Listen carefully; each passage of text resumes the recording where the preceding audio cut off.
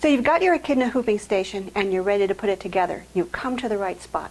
Hi, I'm Lindy Goodall and I'm going to show you how to assemble your Echidna Hooping Station. So first let's zoom in and take a closer look at this little one. So here's the smaller hooping station, and you can see that I've got some magnets to hold my hoop in place, and it does come with those magnets. It's really very secure.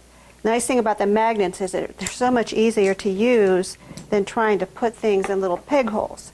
Now the hooping station is double-sided, so we have two platforms. We have a smaller one and we have a larger one, and then this piece in the middle is a support leg. And the only difference between the smaller one and the bigger one is, well, the size, but the bigger one has two of these support legs. So next we're going to unbox the big one and I'll show you how to put it together. So the hooping stations come knocked down. They're packed flat in a big box. This one almost looks like a pizza box. And inside, you'll see all the parts we need except for a Phillips screwdriver. So that's the only thing you need extra. So let's take it out and we'll start putting it together. So I've unboxed my pieces. I have my large panel, my smaller panel, and I have three little baggies here. One is my magnets. I'm going to set those aside because they like to grab onto the hardware. And I have two baggies of hardware. If you're assembling the smaller one, you'll only have one baggie of hardware. You also have your two legs. And once again, only one leg for the smaller one. So you can tell the front from the back by these screw holes. These are going to go on the back. I'm going to set the smaller one aside. I'm going to work on the larger one first. You'll see why in a few minutes. So I'm going to turn it over. And first let's take a look at the hardware. I'm going to dump all this hardware into a little bowl. Keep it from getting lost. And we have three different kinds of pieces here. And we'll let our cameraman zoom in so we can see them. So let's take a closer look at our hardware. We have a pin, two washers, and a twist lock. So our pin looks like that, and we're going to put two washers on each pin. And then we're going to screw it into a hole. So you might be able to do this with your fingers, which I can do on this one. Some of them are kind of tight. So you just want to make it snug. You want to make sure that there's no space between the washers, but you don't want them dug into your plate here. So you're just going to repeat that with all four holes on both pieces. So let's do one more so you can see. Okay. So we aren't going to use these until later, so we can set those aside. I'm going to dig out two more washers, put them on,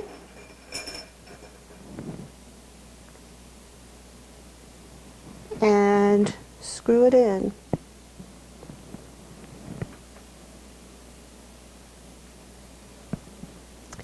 And I'm going to repeat with all the other holes on both of them. So go ahead and do that, and we'll join back up in a minute. So I've got all of my pins in place. 4 on this board, 4 on this other board, and I just finger tighten them. I didn't even have to use the screwdriver for this. The next step is to put on the leg braces.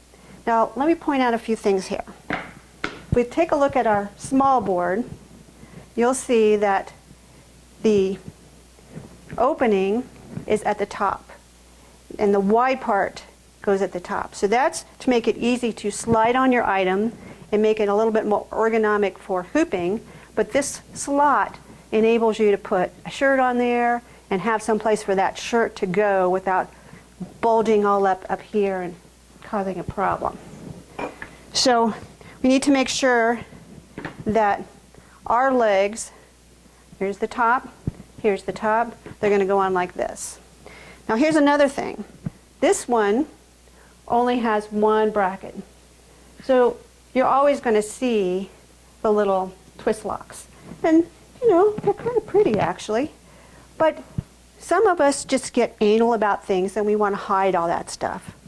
And I originally thought I was going to do it that way. But here's the thing. when you get those on there, you have a very narrow spot here, and you have to put another board on top and get that other twist lock in, and it can be difficult. I could probably do it because I used to be an orthodontic lab assistant or tech assistant, and I could do things like that. But I'm going to put these on so that it's easy. And I'm going to put the twist locks to the outside. Now, you know, it's going to be functional either way. It doesn't make any difference whether they're on the inside or the outside, and you know, it's going to be functional either way. So what you're going to do is just kind of lift it up, line it up over those pins, and drop it down. You can't do one side and then the other. You have to do them both at the same time. So let's get the twist locks on this one, and then we'll do the other side. So here's my twist lock. It's going to go in here only on the bottom side because the top one will be for the top board. And if you can see, there's a little tiny arrow there, and you're going to place that towards the board when you put that in. So just put it in there, give it a quarter turn. That's all you got to do. It's tight. I can tell you they're way easier to put in than they are to take out. So let me do the other one.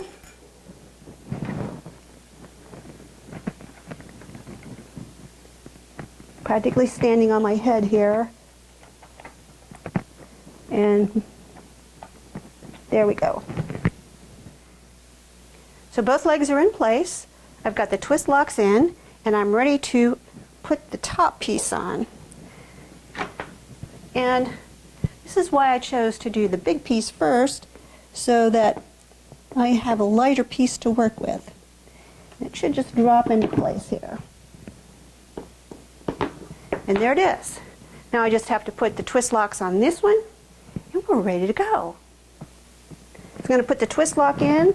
The arrow is towards the board. Give it a quarter turn, and it's in.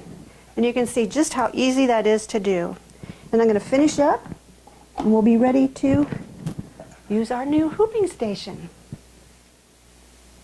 So I've got my two hooping stations assembled, and I'm ready to head for my sewing room and start hooping it up. So we'll have other videos on how to hoop different things, so be sure and check our channel and subscribe so you'll get the latest and greatest videos. Thanks for watching.